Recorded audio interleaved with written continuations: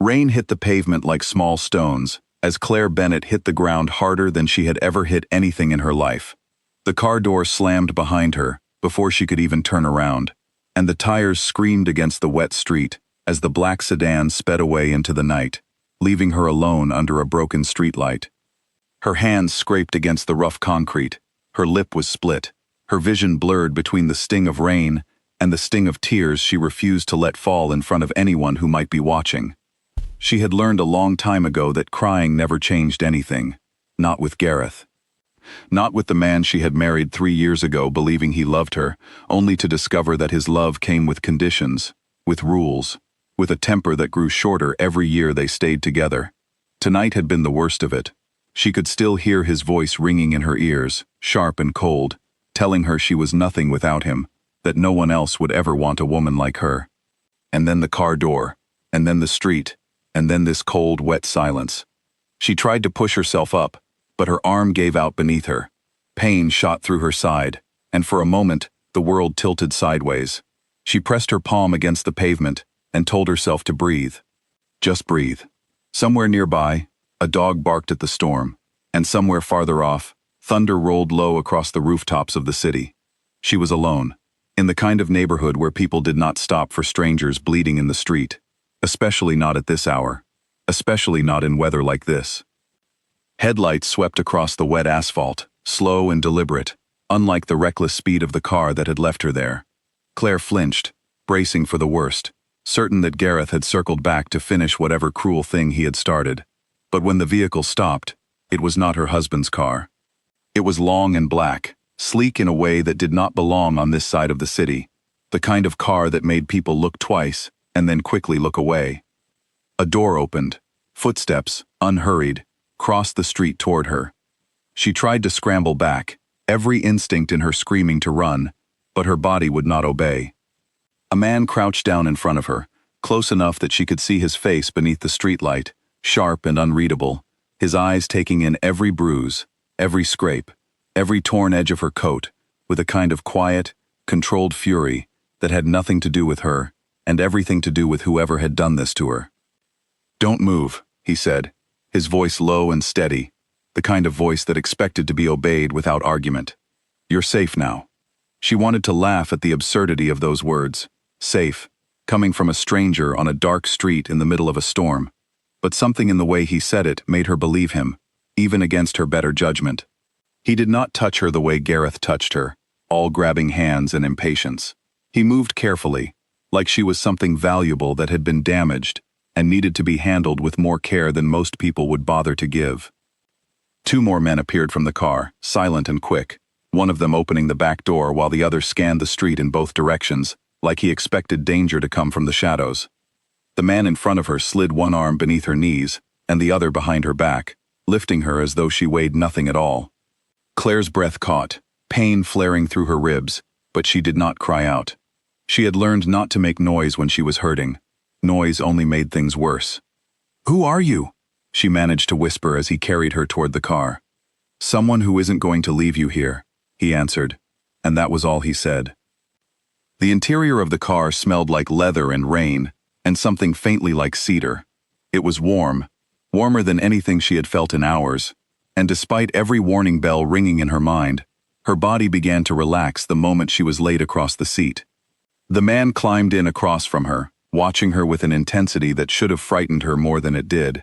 Instead, there was something oddly grounding about it, as if his attention alone was enough to keep the world from spinning further out of control. "Ellen," he said, not to Claire, but into a small device clipped near his collar. "Have the room ready. We're 15 minutes out." Claire's mind raced, trying to piece together who this man was, and why a stranger with 2 armed companions and a private car full of quiet authority would stop for a woman he had never met. She studied him in the dim light, the sharp line of his jaw, the dark suit that fit him too well to be anything but tailored, the way his men moved around him like planets around the sun, careful, respectful, afraid. "You don't have to do this," she said quietly, even as relief and exhaustion pulled at the edges of her voice. "I can go to a hospital. I don't want to be any trouble." "You're not trouble," he said, and something flickered behind his eyes, something that looked almost like anger, though it was clearly not directed at her. Trouble is whoever did this to you, and trouble usually finds a way to answer for what it's done. She did not know what to say to that, so she said nothing at all. The city blurred past the windows, streetlights smearing into streaks of gold against the rain-soaked glass, and somewhere along the way, exhaustion finally won the battle against fear, and her eyes slipped closed. When she woke, she was no longer in the car. She was lying in a bed so soft it felt like sinking into a cloud, in a room lit by a single lamp that cast everything in warm amber light. The walls were a deep, quiet gray, the furniture heavy and expensive, and for a moment, panic seized her chest so tightly she could barely breathe. She sat up too fast, pain lancing through her side, and a woman near the door turned toward her immediately. "Easy," the woman said, moving closer with the calm efficiency of someone used to emergencies. "You're all right. My name is Ellen. I'm a doctor. You've got 2 cracked ribs, some deep bruising, and a nasty cut above your eyebrow that I've already stitched. You were lucky nothing worse happened." Claire looked down at herself, at the clean bandages wrapped around her ribs, at the soft cotton shirt someone had dressed her in that was not her own. "Where am I?" she asked, her voice hoarse. "You're safe," Ellen said, echoing the words from the street, as though safety was simply a fact here, not a possibility to be questioned. "That's really all you need to know right now. Try to rest. You've been through a lot." But rest did not come easily. Claire's mind spun through everything that had happened. The car, the street, the stranger with the quiet fury in his eyes. She thought of Gareth, of what he would do when he realized she was gone, of what excuse he would come up with this time, and a cold dread settled low in her stomach. He always found a way to make people believe him. He was good at that, better than he was good at almost anything else. A soft knock came at the door, and the man from the street stepped inside, no longer wearing his coat, his sleeves rolled to his forearms in a way that made him look less like the shadowy figure from the storm, and more like an ordinary man standing in an extraordinary house. He nodded to Ellen, who gathered her things and slipped quietly out, leaving the 2 of them alone. "You're awake," he said, his tone gentler now than it had been on the street, though no less controlled. "How are you feeling?" "Confused," Claire admitted, and something in his expression shifted, almost softening. "You still haven't told me your name." "Nathaniel," he said simply. "Nathaniel Cross." The name settled over her like a weight she could not yet understand the size of. She did not know this city's underworld, did not know the names whispered in fear in certain neighborhoods, but something in the careful way his men had moved, the way even a doctor summoned in the middle of the night had appeared within minutes, told her that Nathaniel Cross was not simply a wealthy man who happened to be driving down her street at the right moment. "Why did you stop?" she asked. Most people wouldn't have. He was quiet for a long moment, considering the question as though it deserved more than a quick answer. "I don't know," he admitted finally. "I've driven past worse things on worse nights," and kept going. "But something about tonight, about you, I couldn't." He paused, his jaw tightening slightly. "Whoever did that to you will not be doing it again." Claire's breath caught at the certainty in his voice, at the promise buried inside it. Part of her wanted to warn him, to tell him he did not know what he was involving himself in, that Gareth had a temper and connections of his own within the police force, from favors owed over the years. But a larger part of her, a part she had almost forgotten existed, wanted to believe that someone, finally, was willing to stand between her and the man who had spent 3 years teaching her that she was small and powerless and alone. "You don't even know me," she said softly. "I know enough," Nathaniel answered. "I know a man left you bleeding in the street, like you were nothing, and I know that whatever excuse he has for that, it isn't good enough." Silence stretched between them, comfortable in a way Claire had not expected. She studied his face in the lamplight, searching for the cruelty she had learned to recognize instantly in men, the flicker of impatience, the tightening of control disguised as care. She did not find it. Instead, she found something steady, something that made the frantic pace of her heart begin, slowly, to settle. "You should sleep," he said eventually, rising from the chair beside her bed. "No one will hurt you here. You have my word. And if I don't believe in promises anymore, she asked, the words slipping out before she could stop them, raw and honest in a way she rarely allowed herself to be. Nathaniel paused at the door, glancing back at her with an expression she could not quite read, something between understanding and quiet resolve. "Then I'll simply have to prove it instead of promising it," he said, and then he was gone, leaving her alone in the warm, unfamiliar room, with the rain still tapping softly against the windows. Claire lay back against the pillows, staring up at the ceiling, her mind turning over the strange, impossible turn her night had taken. Hours ago she had been lying broken on a cold street, certain that no one in the world would come for her. Now she was here, in a house that felt more like a fortress, under the protection of a man whose name alone seemed to command silence and obedience from everyone around him. She did not know what tomorrow would bring. She did not know what Gareth would do when he discovered she had not simply disappeared, or what Nathaniel Cross truly was beneath the calm and quiet authority he wore like armor. But for the first time in longer than she could remember, she closed her eyes without fear, pressing down on her chest, without bracing for the sound of footsteps that meant danger was near. Instead, there was only the soft hush of rain against glass, and the distant, steady sound of a house full of people who, for reasons she did not yet understand, had decided to protect her. Sleep came and went in fragments through the rest of that night. Every time Claire drifted off, she found herself back on the street, feeling the cold pavement beneath her palms, hearing the screech of tires fading into the distance. Each time she woke with a start, it took her a moment to remember where she was, to feel the soft blanket beneath her fingers instead of wet stone, to see the warm amber light instead of the harsh glare of a broken street lamp.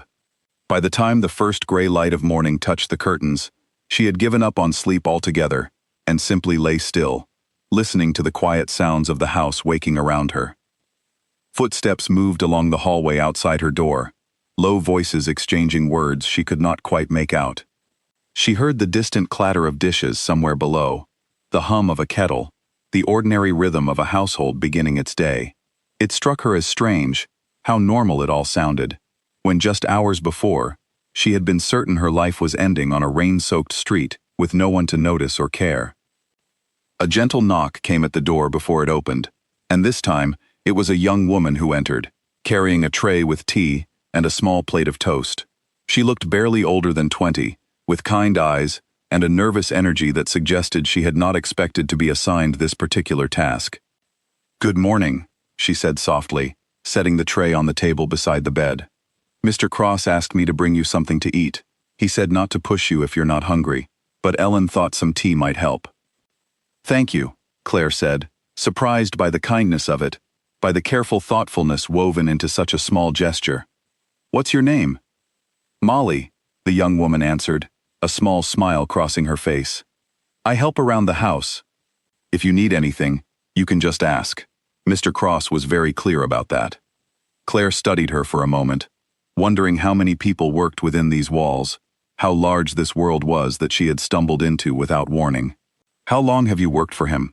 she asked, unable to help her curiosity. "Almost 2 years," Molly said, glancing toward the door as though gauging how much she should say. "He's not what people think, you know, not the ones who actually know him. He can be hard, certainly, and there are things about his work I don't ask about, but he's fair. He looks after the people who work for him. I've never seen him bring someone here before, though. Not like this."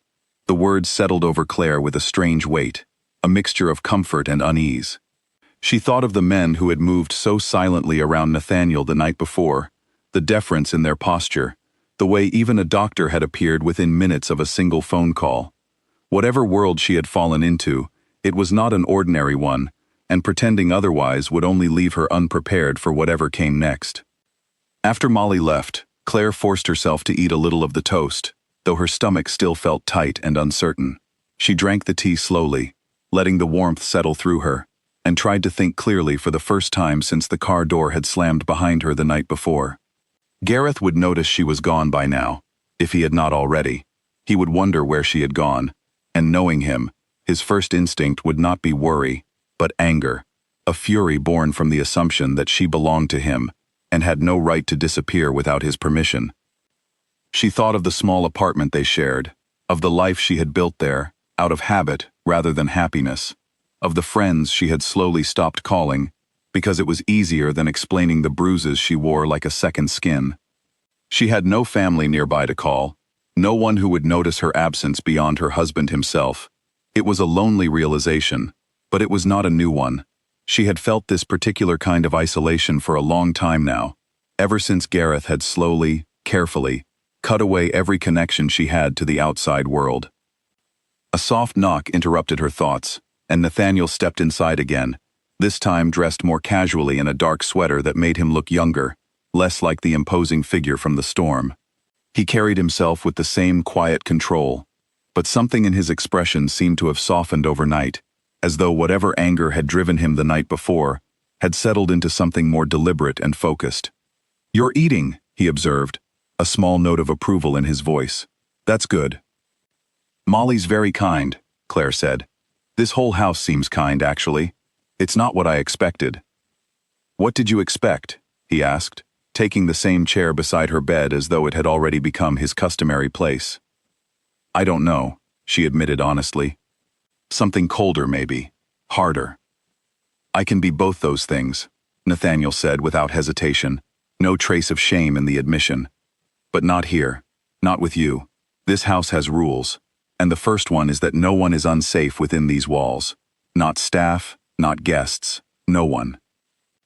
Claire studied him, trying to reconcile the gentleness in his voice with the barely restrained fury she had witnessed on the street the night before. "And the man who did this to me?" she asked quietly. "Does he fall under the same rule?" Something shifted behind Nathaniel's eyes, dark and controlled. "No," he said simply, "he does not." The finality in his voice sent a small shiver through her, not of fear, but of something closer to disbelief, as though for the first time in years, someone had drawn a line firmly on her behalf, instead of asking her to draw it herself and then punishing her for daring to do so. She did not know yet what kind of man Nathaniel Cross truly was, what world he ruled beyond these quiet, comfortable walls, but she understood, with sudden and startling clarity, that her old life had ended the moment that car door slammed shut behind her, and whatever came next would be unlike anything she had known before. Somewhere beyond these walls, she knew, her old life was already unraveling, and somewhere within them, something new was quietly beginning to take shape. The phone in Gareth Holloway's hand buzzed for the 5th time in an hour, and each time he glanced at the screen, his jaw tightened a little more. None of the calls were from Claire. She had not answered a single message since he left her standing in the rain the night before, and the silence, which should have felt like victory, instead felt like something crawling beneath his skin. She always came back, she always apologized, even when she had done nothing wrong, because that was how he had trained her to think, and the fact that she had not done so yet unsettled him in a way he refused to name. He paced the length of his apartment, running a hand through his hair, replaying the argument in his mind and rewriting it, as he always did, into a version where he was not the villain. She had provoked him. She always provoked him, with her quiet defiance, her way of looking at him like she was waiting for him to become someone better than he was. He hated that look most of all. It made him feel small, and he could not stand feeling small. Not after everything he had built for himself, not after clawing his way up from nothing into a life people respected, or at least pretended to. By midday, worry had curdled into anger, and anger sent him out into the city, driving past her usual routes, checking the small cafe where she sometimes went to sit alone with a book he never bothered to ask the title of. She was nowhere. No hospital had checked her in under her name, not that he had truly expected that, since he was careful, always careful, to leave marks that could be explained away as accidents, if anyone ever asked. But someone had taken her. He was certain of it now. No one simply vanished into thin air, not a woman with nowhere to go and no one to call. He did not yet know the name Nathaniel Cross. He did not yet understand that the woman he considered his possession had been carried away in the arms of a man who ruled half the city's underworld with a quiet, controlled ruthlessness that made even seasoned criminals lower their voices when they spoke of him. But he would learn soon enough, and when he did, his fury would only deepen, curdling into something far more dangerous than the temper he had always hidden behind closed doors. Inside the Cross estate, morning had settled into a slow, careful rhythm. Claire spent much of the day resting under Ellen's watchful supervision, though by the afternoon, restlessness had begun to creep in beneath her exhaustion. She was not used to stillness. 3 years with Gareth had trained her to stay busy, to keep her hands occupied and her mind quiet, because idle moments too often became opportunities for his temper to find fault with something she had or had not done. She wandered slowly from her room that afternoon, testing the boundaries of a house that felt enormous compared to the small apartment she had shared with her husband. The hallways were lined with dark wood and quiet art, nothing garish, nothing that shouted wealth, the way she might have expected from a man in Nathaniel's position. Instead, everything felt deliberate, controlled, much like the man himself. She found him eventually in a large study near the back of the house, a room lined with shelves and lit by tall windows that looked out over a garden she had not known existed behind the estate's high walls. He looked up when she appeared in the doorway, setting aside the papers he had been reviewing with an ease that suggested her presence was welcome rather than an interruption. "You should be resting," he said, though there was no real reprimand in his voice. "I've been resting all day," Claire replied. "I needed to move. I hope that's all right." "Of course," he said, gesturing toward the chair across from his desk. "Sit, if you'd like. Or wander, if that suits you better. This house isn't a cage." The word settled strangely in her chest, and she found herself sitting across from him, instead of continuing to wander, drawn by a curiosity she had not expected to feel so soon after everything that had happened. "Can I ask you something?" she said carefully. "You can ask me anything," Nathaniel replied. "I won't promise to answer everything, but I won't lie to you either." "What is it you do?" she asked. "Really do, I mean. Molly mentioned things she doesn't ask about, and your men move like they're used to danger. I'd rather know than guess." Nathaniel studied her for a long moment, as though weighing how much of the truth she could bear so soon after everything else she had endured. "I run several businesses," he said slowly. "Some of them are exactly what they appear to be. Others are not. I inherited a certain kind of power when I was young, and I've spent my life making sure that power protects the people who depend on me, instead of only serving myself. That doesn't mean my hands are clean. They aren't. But there are lines I don't cross, and cruelty towards someone who can't defend themselves is one of them." Claire absorbed this quietly, surprised by his honesty, by his refusal to soften the truth into something easier to swallow. "And the men who came with you last night," she said. "They would have hurt someone, if you'd asked them to." "Yes," he said simply, "no hesitation, no shame. If I asked them to protect you from real danger, they would not hesitate. I won't pretend to be something gentler than I am, but I will tell you this. Whatever I am, I have never once raised my hand against someone who couldn't raise theirs back. That is not the kind of power I respect." Something in his words struck a chord deep within her, a contrast so sharp against 3 years of learning to shrink herself smaller and smaller that it nearly took her breath away. Gareth had always mistaken cruelty for strength, control for love, and here was a man who ruled over far more than her husband ever would, yet drew his lines exactly where Gareth had never bothered to draw any at all. "Thank you," she said quietly, "for being honest with me." "You deserve that much," Nathaniel replied. "Probably more than that, after everything you've been through." Their conversation drifted after that into quieter, easier territory, and Claire found herself relaxing in a way she had almost forgotten how to do. He asked her about herself, not about Gareth, not about the bruises or the fear, but about her, about the things she used to love before 3 years of careful erosion had worn them away. She told him, hesitantly at first, about the classes she had once taken in painting, about a job she had loved, and eventually left because Gareth had decided it kept her away from home too often.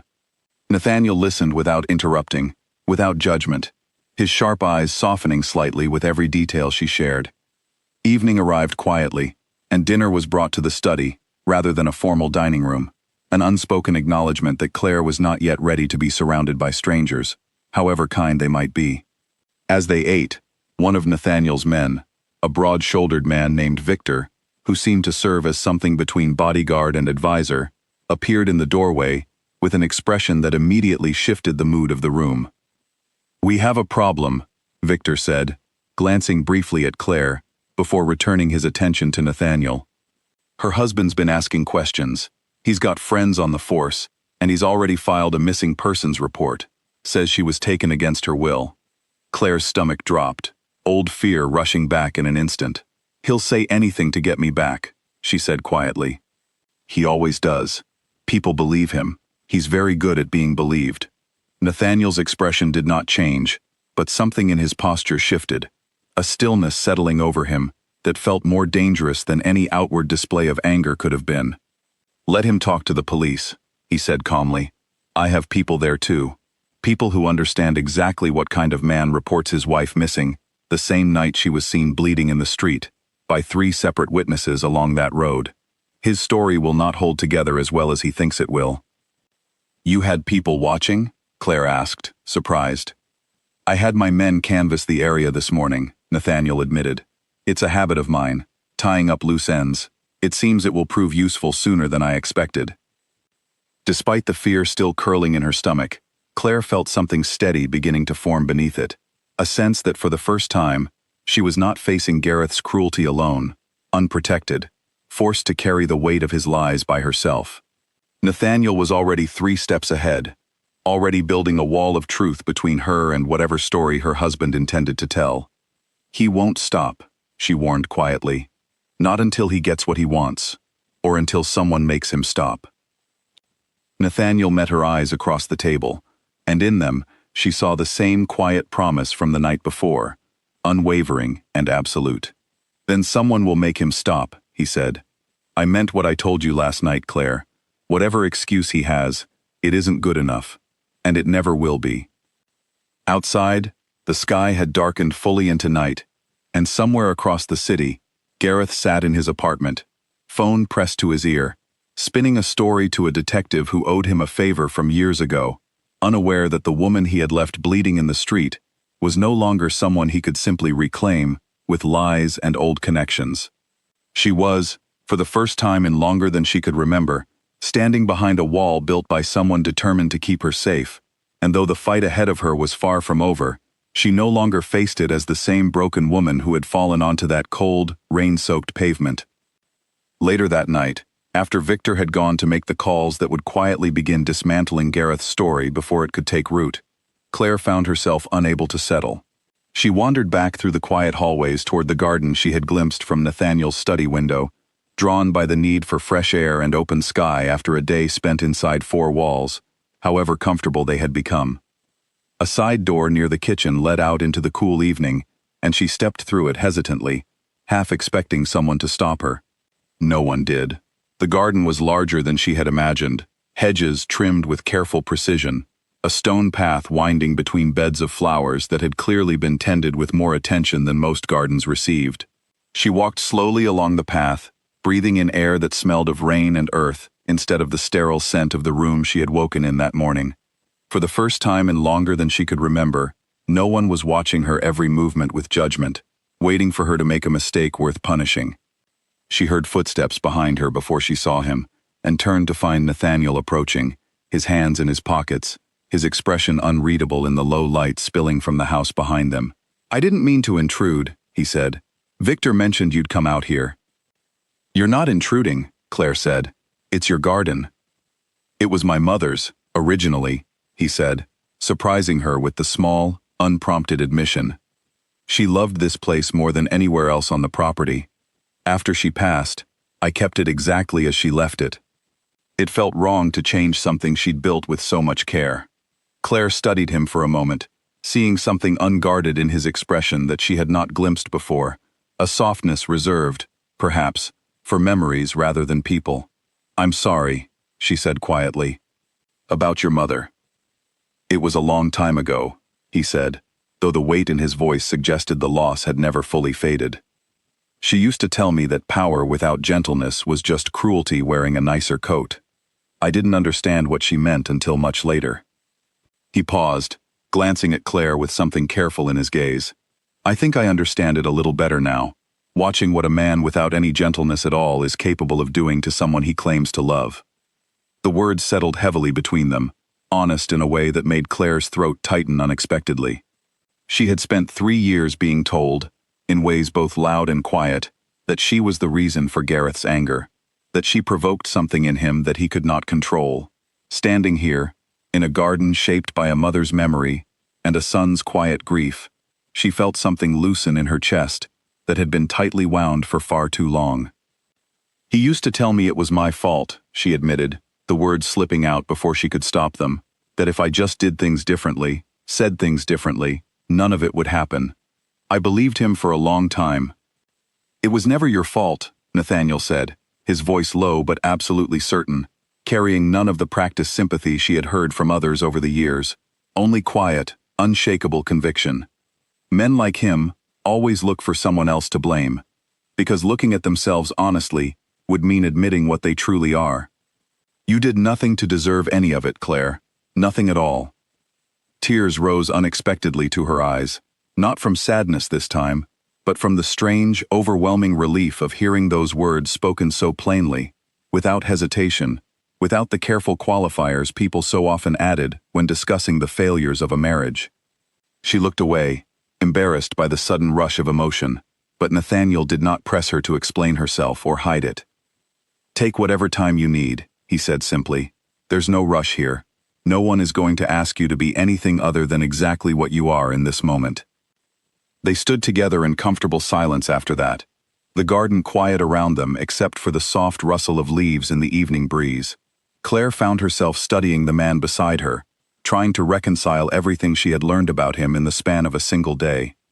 He ruled over a world built on danger and control, commanded loyalty from men who clearly feared as much as respected him, and yet here, in this quiet garden shaped by his mother's memory, he seemed almost gentle, patient, in a way she had never known a powerful man could be. "Why does it matter to you?" she asked eventually, breaking the silence. "What happens to me, I mean? You don't know me. You didn't have to stop that night." Nathaniel considered the question for a long moment before answering, his gaze fixed somewhere past the garden walls, as though searching for the right words among the darkened rooftops of the city beyond. "I've spent most of my life protecting people who work for me, people bound to me by loyalty or debt or necessity," he said finally. "But last night, I saw someone who had no one, someone the world had simply left behind on a wet street, because it was easier than getting involved. I couldn't do the same thing everyone else had already done to you. I don't fully understand it myself, if I'm honest. I only know that walking away wasn't something I was capable of doing." Claire absorbed his words slowly, feeling the weight and honesty behind them settle into the empty spaces inside her that Gareth's cruelty had hollowed out over the years. She did not know what the future held, did not know how her husband's lies would unravel, or what danger still lingered ahead of her. But standing in this quiet garden beside a man who spoke of protection instead of possession, she allowed herself, cautiously, to believe that perhaps her life was not simply ending in that street the night before. Perhaps, instead, it was only just beginning to change into something she had never imagined it could become. They returned inside as the night grew colder, and though the danger surrounding her had not disappeared, though Gareth's lies were still being spun somewhere across the city, and the police report he had filed still carried the weight of official concern, Claire climbed into bed that night with something she had not felt in longer than she could remember. It was not certainty. It was not even safety, not entirely, but it was hope, small and fragile, taking root in a place that had been empty for far too long. Something inside her, small but steady, had begun to change. 3 days passed before Gareth found the courage, or perhaps the desperation, to act on his own, instead of waiting for the police to bring Claire back to him. The detective he had leaned on for favors had grown strangely quiet after a brief visit from men Gareth did not recognize, men who left no threats behind, only pointed questions about hospital records that did not exist, and neighbors who had seen far more than Gareth had ever imagined. His safety net was unraveling faster than he could rebuild it, and that realization sent him spiraling into the kind of reckless anger that had always, eventually, found its way toward Claire. He learned Nathaniel Cross's name from a man he used to do business with years ago, someone who went pale at the mention of the black sedan and the description Gareth gave of the man who had apparently taken his wife. "You don't want to be involved with him," the man warned, glancing nervously over his shoulder as though Nathaniel's presence might materialize simply from the sound of his name. "Whatever she is to him now, walk away. That's the only advice I can give you." But walking away had never been something Gareth understood how to do. His pride would not allow it, and beneath the pride sat something colder and more dangerous: the simple, possessive belief that Claire belonged to him, and that no man, however powerful, had the right to take what was his. He spent that night drinking alone in his apartment, turning that belief over and over, until it hardened into a plan. Inside the Cross estate, the days had settled into a fragile but welcome routine. Claire's ribs had begun to heal, the sharp pain fading into a dull ache that Ellen assured her would continue improving with rest. She spent her mornings in the garden, her afternoons slowly rediscovering the small pleasures she had once loved and long forgotten, and her evenings in quiet conversation with Nathaniel, who seemed to make a point of joining her for dinner, despite the demands clearly pulling at his attention throughout each day. It was during one of these evenings that Victor appeared again, his expression carrying the same grim urgency Claire had come to recognize as a signal that trouble was near. "He's outside the front gate," Victor said, his eyes flicking briefly toward Claire before settling on Nathaniel. "Alone, no car with him, says he wants to talk. Security's holding him at the perimeter, but he's making a scene, shouting about calling the police if he's not let in."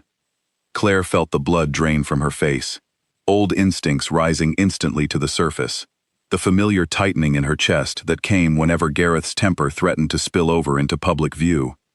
Nathaniel rose from his chair immediately, his calm demeanor sharpening into something focused and controlled, the same quiet authority she had witnessed on the street the night they met. "Stay here," he said gently but firmly, meeting her eyes. "I need you to trust me on this." "He'll lie," Claire warned, her voice trembling despite her effort to steady it. "He'll say whatever he thinks will work. He's very convincing when he wants to be." "I know exactly what kind of man he is," Nathaniel said. "I don't need convincing of anything. Stay inside, Claire. I promise you, this will be handled." She wanted to argue, wanted to insist on being present, on facing Gareth herself instead of letting others handle him on her behalf, but the memory of his fury, of the countless times his anger had turned violent when he felt cornered, kept her rooted in place. She watched from a window as Nathaniel walked calmly toward the front gate, flanked by two of his men, his posture radiating a controlled danger that made even the guards along the perimeter straighten slightly as he passed. Through the gate, she could just make out Gareth's figure, disheveled and clearly agitated, gesturing wildly as he spoke.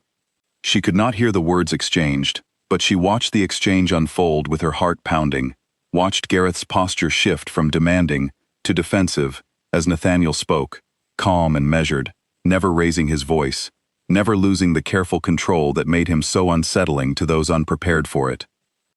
Whatever Nathaniel said seemed to land with devastating precision. Gareth's arms dropped to his sides. His face, even from this distance, seemed to lose some of its color. He said something else, something shorter, more desperate, and Nathaniel simply shook his head, unmoved, before turning and walking back toward the house without a backward glance.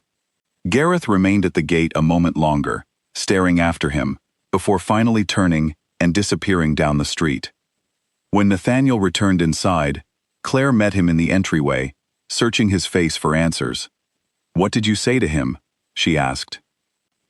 "I told him the truth," Nathaniel said simply, "that the police report he filed would not survive scrutiny once certain records became available, records showing a pattern of injuries reported to your doctor over the years that he'd conveniently explained away.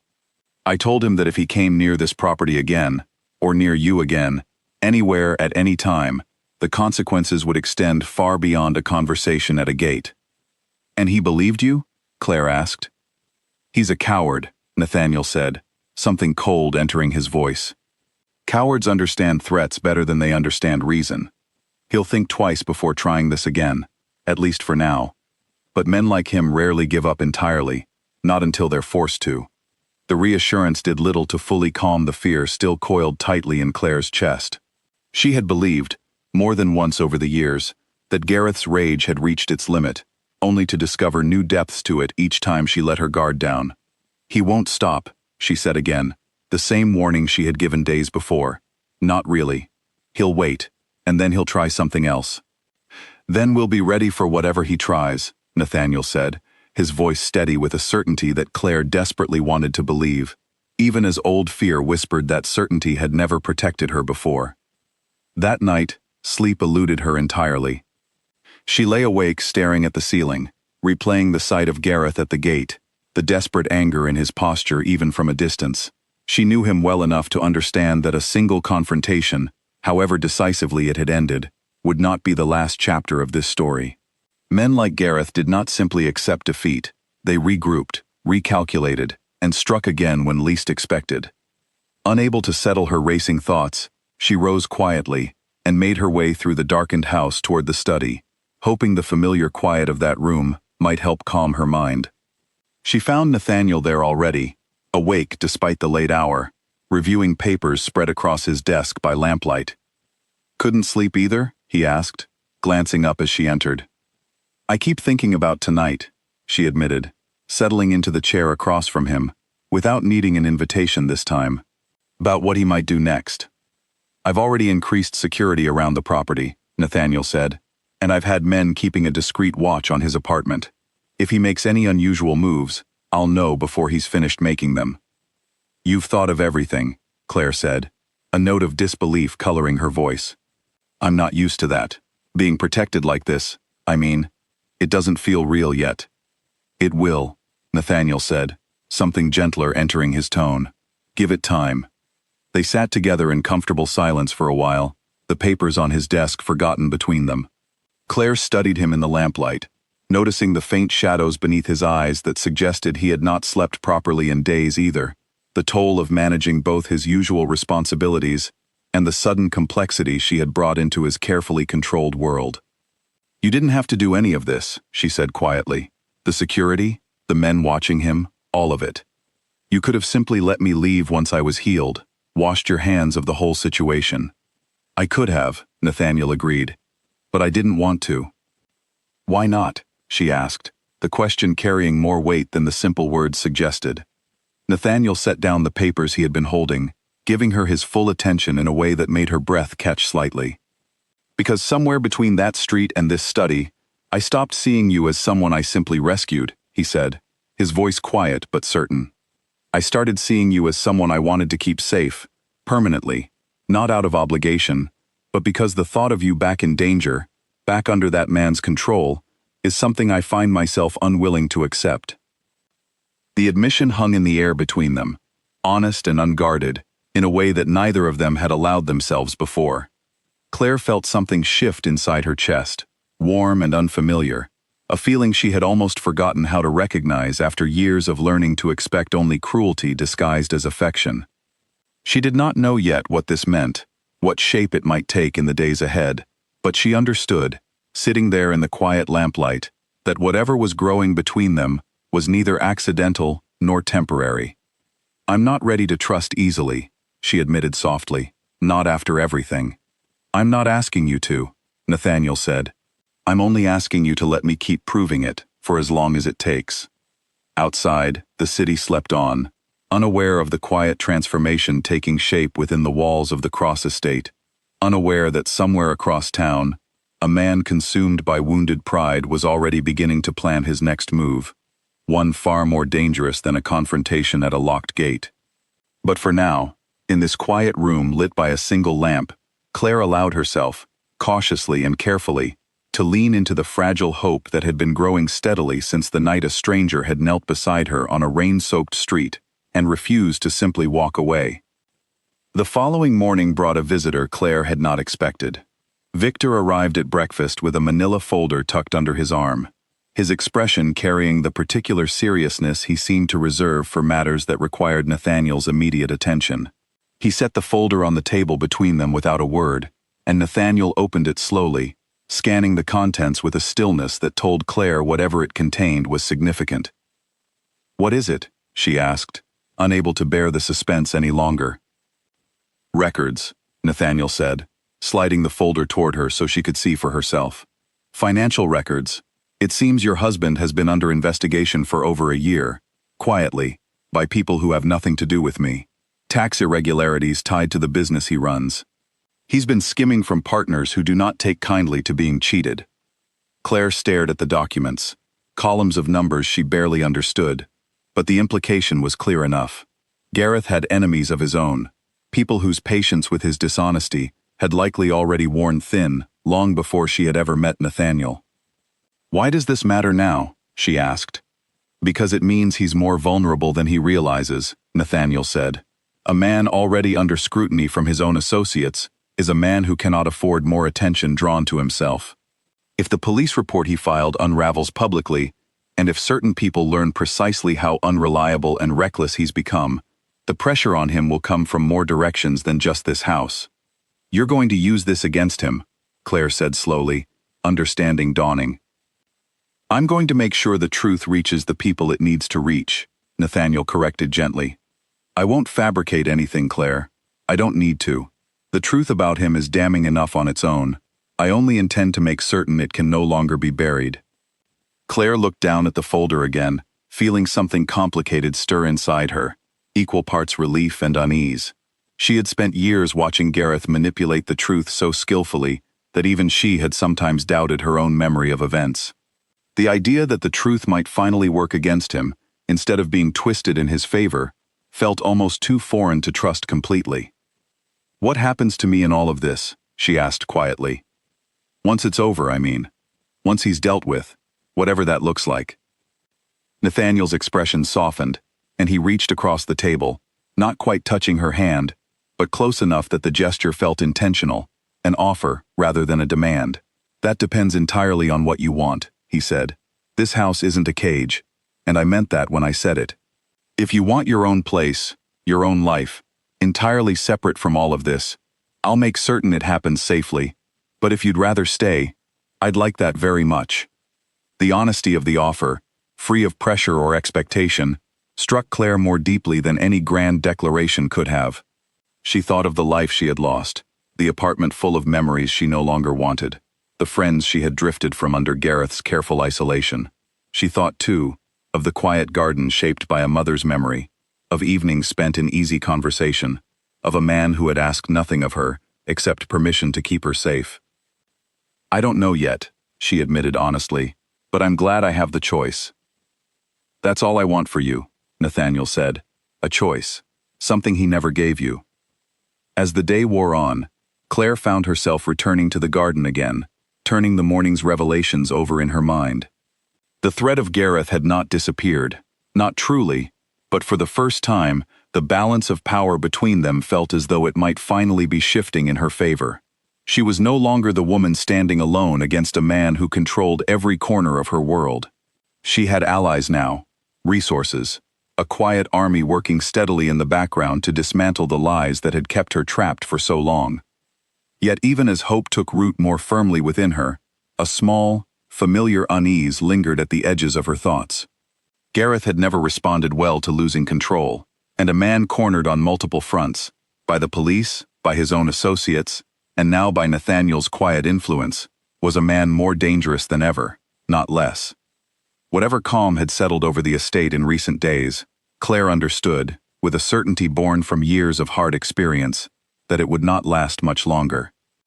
Somewhere across the city, in a dimly lit apartment growing more chaotic by the day, Gareth Holloway stared at his own reflection in a darkened window, fury and desperation twisting together into something reckless and unpredictable.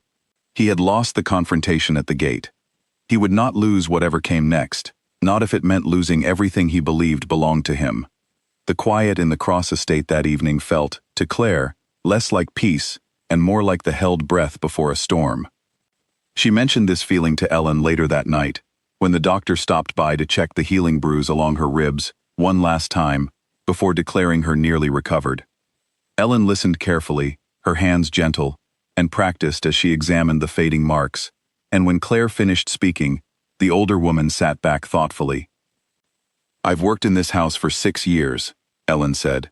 "I've seen Nathaniel handle all manner of threats against people under his protection. He doesn't move carelessly, and he doesn't underestimate anyone, especially not a man who's already shown what he's capable of. Whatever storm is coming, you won't be facing it unprepared this time. That's what worries me a little," Claire admitted. "I've never had this much protection before. I don't know how to trust that it will hold." "Trust doesn't have to come all at once," Ellen said kindly. It builds, the same way healing does, a little more each day, until one morning you realize you're not flinching at every sound anymore. She patted Claire's hand gently before rising to leave. Give yourself time. You've earned that much at least. Alone again, Claire sat by the window of her room, watching the last light fade from the sky over the garden below. She thought about everything Ellen had said, about trust building slowly rather than arriving all at once, and found a strange comfort in the idea that she did not need to have all the answers tonight. She only needed to keep moving forward, one careful day at a time, the same way she had survived so many difficult days before, except now, for the first time, she was not moving forward alone. Down in the study, Nathaniel worked late into the night, coordinating quietly with Victor and the small network of contacts who fed him information from every corner of the city. Reports came in steadily, of Gareth's growing desperation, of hushed conversations with men who no longer trusted him, of a temper fraying further with each passing hour. Nathaniel read each report carefully, cataloging every detail, preparing for whatever move his opponent might make next. He did not yet know precisely what shape that move would take, only that it was coming, and coming soon. Men as cornered as Gareth Holloway rarely chose caution when their pride and control were at stake. Whatever happened next, Nathaniel intended to be ready for it, not simply to protect his own interests, but because somewhere in the quiet, uncertain days since he had knelt beside Claire on that rain-soaked street, protecting her had become something far more personal than duty. The storm Claire sensed gathering at the edges of her newfound peace was not imagined. It was already beginning to take shape, somewhere across the city, in the mind of a man who could not accept that the world he had built on cruelty and control was finally, irrevocably, slipping through his fingers. The call came in just after midnight, sharp and urgent, pulling Nathaniel from the quiet work spread across his desk. Victor's voice on the other end was clipped, all business, the kind of tone that meant something had already gone wrong rather than something that might go wrong. 2 men followed Molly from the market this evening, Victor said. Plain clothes, no obvious connection to Holloway, but they asked questions about the house, about who lives here. She lost them before reaching the estate, but they know enough now to be dangerous. Nathaniel's grip tightened around the phone. Get her inside, get her safe, and pull the extra security team from the East Wing, he said, already moving toward the door. If Holloway's smart enough to hire outside help instead of trying this himself, then he's more dangerous now than he was standing at that gate. Upstairs, Claire woke to the low murmur of voices moving urgently through the house, an energy entirely different from the calm rhythm she had grown used to over the past week. She rose quickly, pulling a robe around herself, and found Nathaniel in the hallway giving quiet, rapid instructions to 2 of his men. His expression, usually so controlled, carried a hard edge she had not seen since the night he confronted Gareth at the gate. What's happening? She asked, fear tightening in her chest before he even answered. Someone was watching the house, Nathaniel said, keeping his voice steady despite the urgency in his movements. Men your husband likely hired, since he clearly lacks the resources or the patience to handle this himself anymore. Molly is safe. Everyone in this house is safe. But I need you to stay close to Ellen tonight, and I need you to trust that we've prepared for exactly this kind of situation. Claire nodded, though the old fear coiled tightly in her stomach refused to loosen entirely. She had believed, foolishly perhaps, that the confrontation at the gate had ended things, or at least delayed them long enough for the walls Nathaniel had built around her to hold firm. Now, watching the controlled chaos moving through the house, she understood how naive that hope had been. The night stretched on in tense watchfulness. Security tightened around every entrance, Nathaniel's men moving with the same silent efficiency she had witnessed the first night they carried her from the street. Claire sat with Ellen in a small sitting room near the center of the house, away from windows, listening to the low murmur of radios and footsteps passing steadily outside the door. This has happened before, Ellen said quietly, trying to offer some comfort amid the tension. Not often, but Nathaniel's world occasionally invites this kind of trouble. He knows how to handle it. You should try to rest, even if it doesn't feel possible. How can anyone rest through this? Claire asked, her voice tight. You'd be surprised what the body can do when it has to, Ellen said gently. Fear is exhausting in its own way. Sometimes it burns itself out before the danger does. Claire did not sleep, not truly, though she allowed herself to sit quietly beside Ellen through the long hours of the night, drawing what comfort she could from the steady presence of someone who had clearly weathered storms like this before.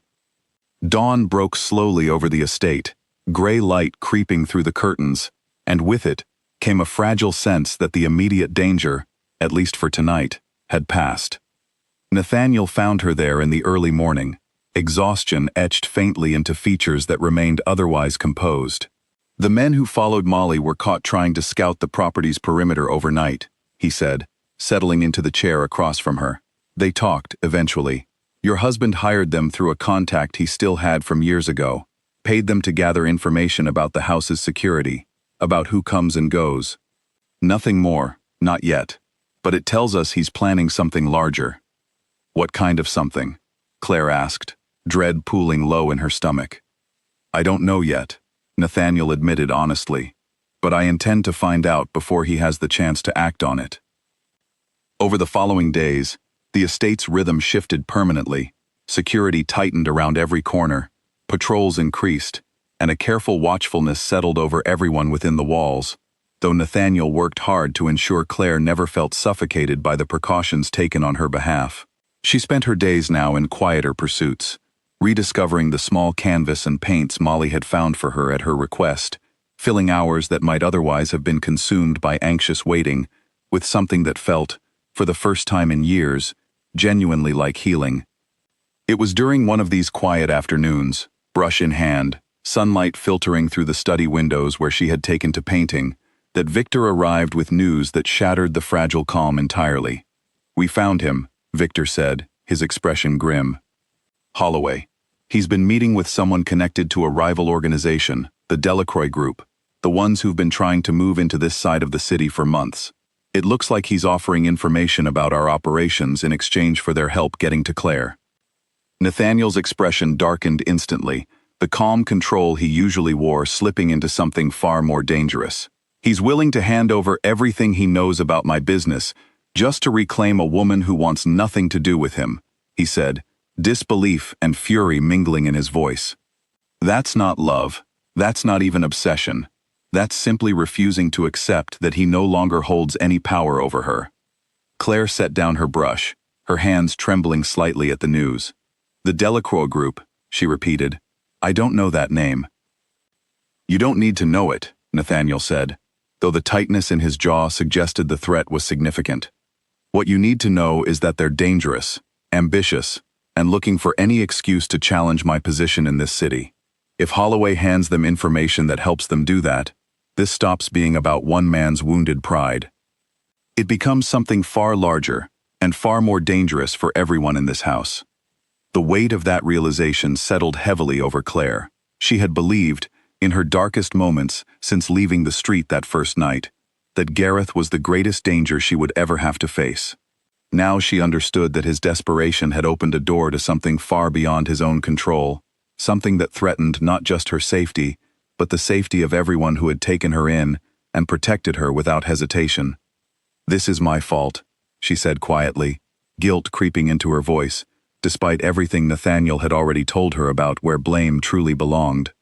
No, Nathaniel said firmly, crossing the room to kneel beside her chair, his eyes meeting hers with an intensity that left no room for doubt. This is his fault, and it will always be his fault. You did not ask for any of this. You did not create the danger surrounding you. A man's inability to accept that his cruelty finally cost him something is not a burden you are required to carry. Claire searched his face, finding no trace of resentment or blame, only the same steady conviction that had carried her through every difficult moment since that first night on the street. Slowly, the tightness in her chest began to loosen, though the fear of what lay ahead remained sharp and present. What happens now? She asked. Now, we prepare, Nathaniel said, rising and moving toward the door with renewed purpose. I have people I trust within the Delacroix organization, people who owe me favors from years ago. I intend to find out exactly what Holloway has offered them, and exactly how far they're willing to go to act on it. Whatever comes next, Claire, I promise you this house will hold. I will not let either of them take you from here. Despite the fear still churning inside her, Claire found herself steadied by the certainty in his voice, by the promise that had never once wavered since the moment he first knelt beside her in the rain. She thought of everything she had survived already, the years of quiet cruelty, the night that had nearly broken her entirely, and found, somewhere beneath the fear, a flicker of something that felt remarkably like courage. "I'm not going to hide from this," she said, surprising herself with the steadiness of her own voice. "Whatever happens, I want to understand it. I want to help, if I can." Nathaniel studied her for a long moment, something like admiration flickering behind his eyes. "You've already survived more than most people could imagine," he said. "I believe you. Whatever comes, we'll face it together." Outside, the city carried on unaware of the quiet, dangerous game unfolding behind the walls of the Cross estate, unaware that a wounded, desperate man's pride had set into motion something far larger and far more perilous than a simple domestic dispute. Somewhere across town, in a dimly lit room far from the comfort and safety Claire had found, Gareth Holloway sealed an agreement that would soon bring violence crashing toward the very door that had, until now, kept her safe. The storm Claire had sensed gathering days before had finally arrived, and this time, it would not pass quietly. 2 days later, the first sign of trouble arrived not at the gates of the estate, but far from them, when Claire, against Nathaniel's better judgment, but with his reluctant agreement, insisted on a short outing to the small art supply shop she had grown fond of visiting with Molly, under careful escort. She had spent a week confined largely to the house, and though she understood the danger, the walls had begun to feel heavier with each passing day.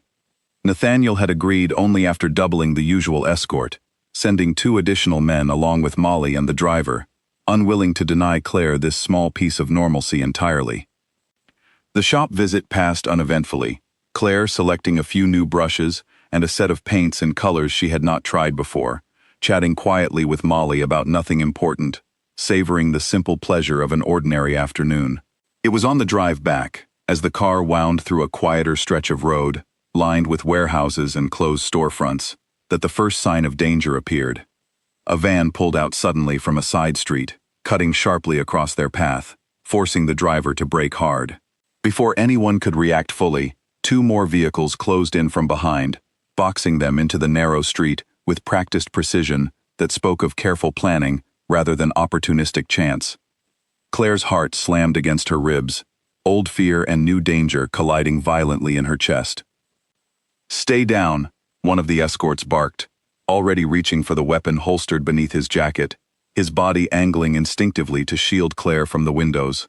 Molly grabbed Claire's hand, both of them pressing low against the seats, as shouting erupted outside, doors slamming, voices raised in sharp, urgent commands that made it clear this was no accident. The driver, trained for exactly this kind of situation, threw the car into reverse, tires screeching against the pavement as he attempted to break free from the trap closing around them. A window shattered somewhere near the front of the vehicle, and Claire flinched hard, memories of shattered glass and violence from years past threatening to overwhelm the present danger entirely. But something inside her, some quiet reserve of strength she had not known she still possessed, refused to let panic take over completely. "The side street," she said suddenly, surprising even herself with the clarity in her voice, as she remembered the layout of the neighborhood from the drive over. "There's a narrow alley just past the corner, too tight for the van. If we can reach it." The driver glanced back at her for half a second, something like surprise and gratitude flickering across his face, before he acted on her words, wrenching the wheel hard and forcing the car through a gap between 2 of the blocking vehicles that the attackers had not accounted for. The car scraped hard against brick as it squeezed into the narrow alley Claire had remembered, too tight for the larger van to follow, buying them precious seconds as shouts of frustration erupted behind them. They emerged onto a wider street moments later, and the driver did not slow until they had put considerable distance between themselves and the ambush, finally pulling into a busy, well-lit avenue where any further attack would draw far too much unwanted attention. Claire's hands shook uncontrollably as the adrenaline began to fade, but beneath the fear, something else stirred. A fierce, unexpected pride in the fact that she had not simply frozen, that she had thought clearly enough in the chaos to help save them all. By the time they reached the estate, Nathaniel was already waiting at the gates, having received word of the attack the moment it began. He pulled the car door open himself, before it had fully stopped, his hands searching Claire for injury, with barely controlled urgency, relief and fury warring openly across his features once he confirmed she was unharmed. "They came out of nowhere," Molly said shakily, still gripping Claire's hand as they made their way inside. "It was Claire. She's the one who got us out." She remembered the alley. Nathaniel turned to Claire, something fierce and searching in his gaze, as though seeing her differently now, not simply as someone he had rescued and protected, but as someone capable of protecting herself and others when the moment demanded it. "You're certain you're all right?" he asked, his voice rougher than usual, betraying the depth of fear he had clearly felt in the minutes before their return. "I'm all right," Claire said, and to her own surprise, she found the words were true, spoken with a steadiness that would have been impossible for her only weeks before. "Frightened, but all right." That evening, once the immediate chaos had settled and additional security measures had been put in place around every entrance to the estate, Nathaniel found Claire again in the garden, the same quiet place where they had shared so many honest conversations already. He sat beside her without a word at first, simply present, his shoulder close enough to hers that she could feel the warmth of him even without touching. "I should have kept you inside," he said eventually, guilt threading through his voice. "I let you convince me it was safe enough, and it nearly cost you everything." "You didn't force me into that car," Claire said gently. "I wanted to go. I needed to feel like myself again, even for an hour, and it wasn't your fault that they found us. It was his." She paused, drawing a steadying breath. "Today, when it happened, I didn't freeze. I thought clearly. I remembered the streets. I helped get us out. A year ago, I wouldn't have been able to do that. I would have simply curled up and waited for someone else to save me." Nathaniel turned to look at her fully, something like wonder, mixing with the lingering fear still evident in his expression. "You're remarkable," he said quietly. "I hope you know that." "I'm learning to believe it," Claire admitted, a small, genuine smile touching her lips for the first time since the attack. "Thanks to you, and to this house, and to everyone in it who has treated me like I matter, instead of like something to be controlled." They sat together as the evening deepened around them, the danger of the day settling into a quiet, determined resolve rather than lingering fear. Whatever Gareth had set into motion by seeking help from the Delacroix organization, it had failed today, and in its failure, it had revealed something neither Claire nor Nathaniel had fully understood until now. She was not simply someone to be protected and hidden away. She was someone capable of standing firm, even in the face of real danger. Someone whose strength had only been buried beneath years of cruelty, waiting patiently for the chance to resurface. The storm Claire had sensed gathering days before had finally arrived, and though it had not passed quietly, she had faced it, for the first time in her life, not as a victim, but as someone fighting to protect not just herself, but the fragile, precious new life she had begun building within these walls. Gareth Holloway stood in the wreckage of his own plan, staring at his phone as the last of his contacts within the Delacroix organization stopped answering his calls entirely. The ambush had failed, and failure, in the world he had foolishly tried to buy his way into, was not tolerated kindly. Word had already spread that his information had led to nothing but a botched attempt on a woman under Nathaniel Cross's protection, and the men who had once seemed willing to help him now saw him only as a liability, someone whose usefulness had expired the moment his plan collapsed in that narrow alley. Desperation clawed at him harder than ever before. He had lost his leverage with the police, his reputation crumbling as records of Claire's old injuries surfaced through channels he could not trace or silence. He had lost his standing with the Delacroix group, who wanted nothing more to do with a man who brought them only failure and unwanted attention. And now, with each passing day, the walls he had built around his own life were closing in from every direction, exactly as Nathaniel had quietly promised they would. In his growing panic, Gareth made one final, reckless decision. If he could not reclaim Claire through lies, through hired men, or through alliances with dangerous strangers, he would go to the one place left that still held any weight: the courts, armed with a story, twisted just enough to sound believable to anyone who did not already know the truth.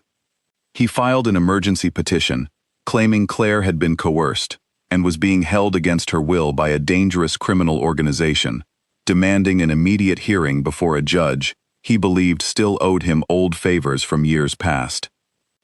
News of the filing reached Nathaniel within hours, delivered by Victor, with the same grim urgency that had accompanied every piece of news about Gareth over the past weeks.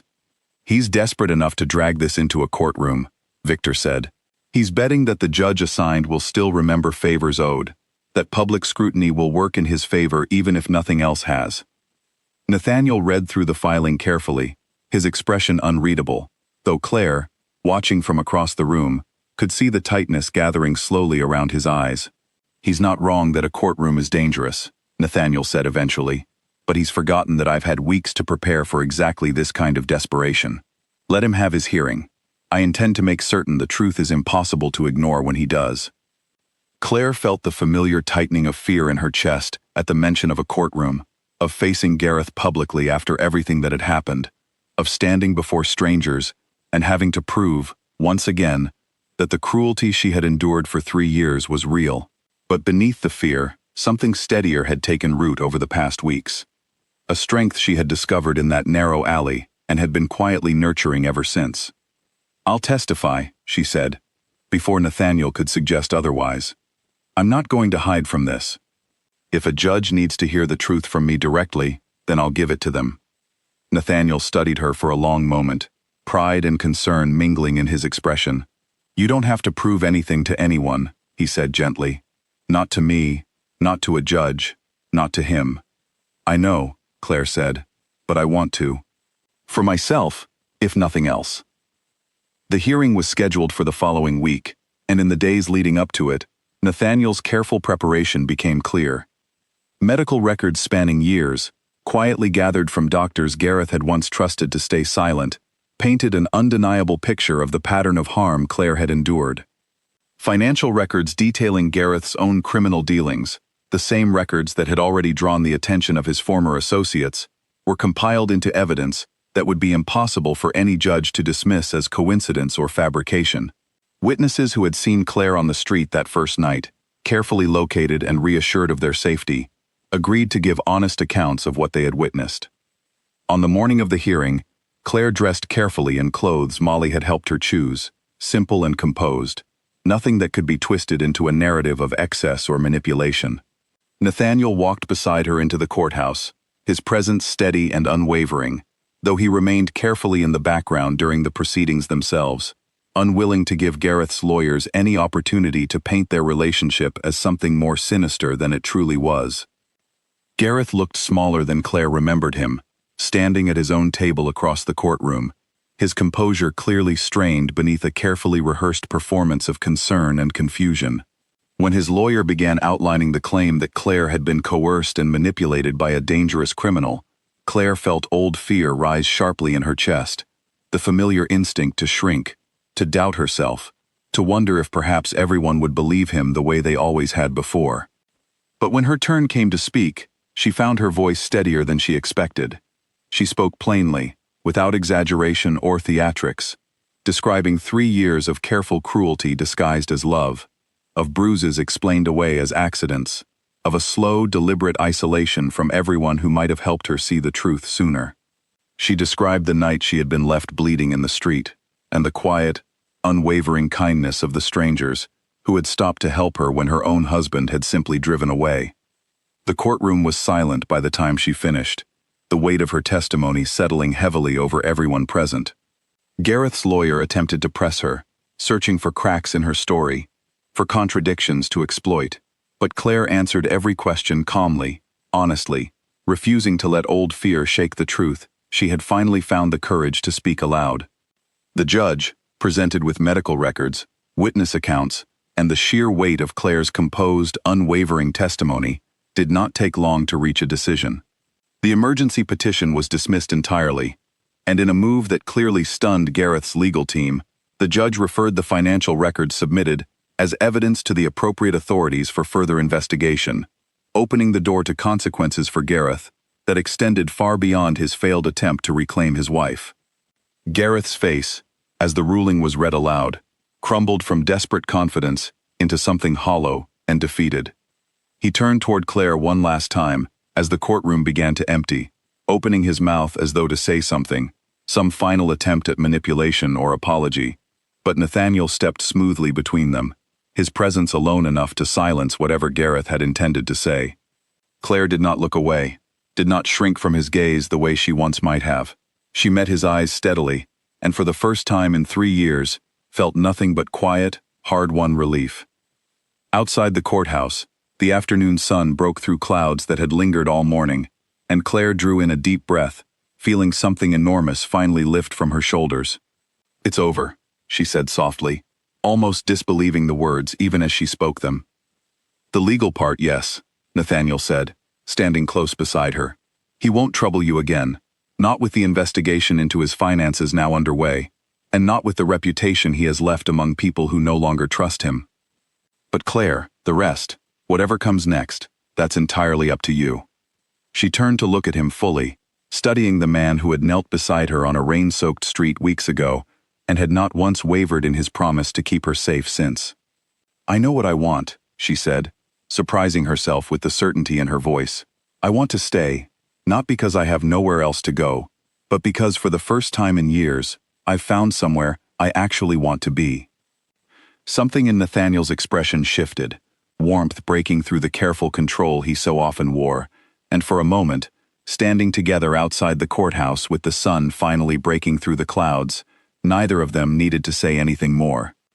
In the weeks that followed, life within the Cross estate settled into something Claire had never truly known before: safety without conditions, kindness without cruelty hiding beneath it, and a quiet, steady partnership that grew stronger with each passing day. Nathaniel's world remained complicated, shadowed by the dangerous business that had first brought them together, but within the walls of that estate, and increasingly within the walls of his heart, Claire had found something she had once believed impossible to reclaim after everything Gareth had taken from her. On a quiet evening months later, beneath the same garden where they had shared so many honest conversations, Nathaniel took her hand gently, his expression carrying none of the careful control she had grown accustomed to, only open, unguarded certainty. "I told you once that I would prove my promises instead of simply making them," he said quietly. "I'd like to make one more, if you'll let me." Claire, standing in the golden light of a garden shaped by love and loss and quiet devotion, found herself smiling in a way that felt entirely, finally her own. "I'm listening," she said softly. Whatever words followed beneath that quiet evening sky belonged only to the two of them, a promise spoken freely between equals, between two people who had each, in their own way, learned that true strength was never about control, but about the courage to protect, to trust, and to love without conditions. In the months that followed, Claire slowly rebuilt the parts of herself that Gareth's cruelty had worn away, piece by careful piece. She returned to painting in earnest, filling the once empty walls of a small studio Nathaniel had quietly set up for her within the estate, canvases full of color and light that reflected a life finally free of fear. She reconnected with old friends she had lost touch with over the years, cautiously at first, then with growing confidence, rebuilding a world around herself that belonged entirely to her, rather than being shaped by someone else's demands. Gareth's life, meanwhile, continued its slow unraveling.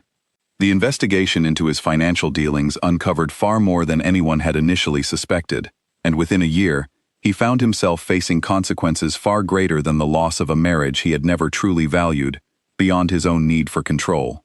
Claire heard the news through Victor, delivered plainly and without unnecessary detail, and found that it stirred in her no satisfaction, no lingering anger, only a quiet, distant sense of closure, as though a door she had once believed would never fully shut had finally, gently, clicked into place.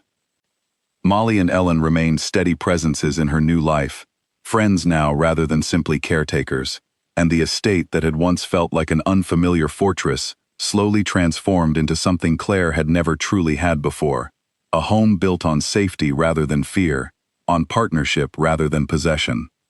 Nathaniel's world remained complicated, his business demanding careful attention and occasional danger that Claire had learned to understand rather than fear. But within the walls of that estate, and increasingly within the walls of his heart, she had found something she had once believed impossible to reclaim.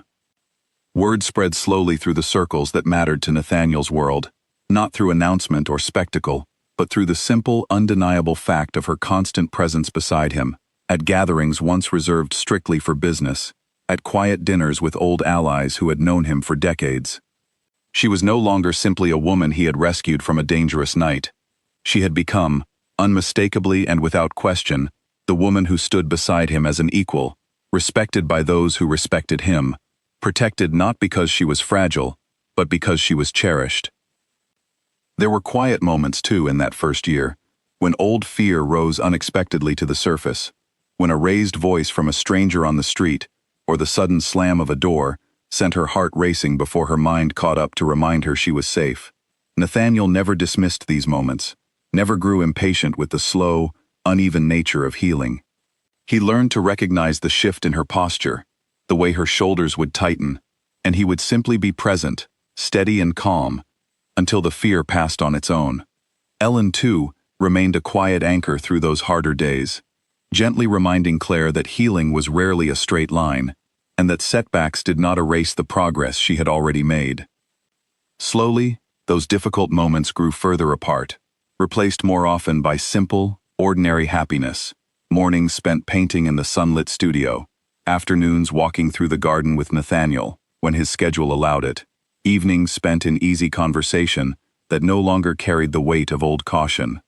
She began teaching Molly the basics of watercolor painting, delighting in the younger woman's clumsy enthusiasm, and found herself laughing more freely than she had in years, a sound that still occasionally surprised her with how natural it had become. Nathaniel's world remained what it was, complicated and occasionally dangerous, but he made a point, increasingly, of separating the harder edges of his business from the life he was building with Claire. He brought in additional people he trusted to handle certain matters that once would have demanded his personal attention, carving out more time for the quiet, ordinary moments that had become unexpectedly precious to him. Victor noticed the change first, remarking once, half joking, that he had never seen Nathaniel take an uninterrupted weekend before Claire had come into his life. Nathaniel had only smiled at that, unbothered by the observation, unwilling to trade what he had found for the relentless pace he had once considered simply the cost of his position. Claire's own strength continued to surprise even herself. She began volunteering, quietly and without fanfare, at a local center that supported women rebuilding their lives after relationships much like the one she had escaped. She never spoke publicly about her own history there, preferring instead to simply listen, to offer the kind of steady, patient presence that had once been given so freely to her when she needed it most. It felt, in some small way, like closing a circle, like turning the worst night of her life into something that might help someone else find their way through their own darkest moment. On a warm evening, nearly a year after the night that had changed everything, Nathaniel hosted a quiet gathering in the very garden where so much of their story had unfolded. String lights, woven carefully through the hedges his mother had once tended with her own hands. Surrounded by the small, trusted circle of people who had become Claire's family in every way that mattered, Nathaniel raised his glass and spoke of loyalty, of second chances, and of a woman who had taught him that true power meant nothing without someone worth protecting beside you. Claire listened, her hand resting comfortably in his, feeling none of the fear that had once defined her every waking moment, only a deep, settled gratitude for the strange, unexpected turn her life had taken on a rainy street months before. She thought of the woman she had been that night, broken and alone, certain that no one in the world would stop for her.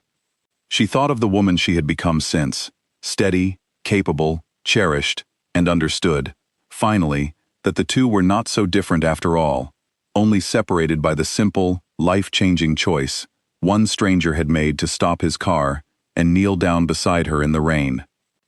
The woman once left bleeding in the street had become, at last, exactly what she deserved to be all along, safe, cherished, and entirely, unmistakably her own person, standing beside a man who had crowned her not with possession, but with respect, earned through every quiet, steady promise he had kept.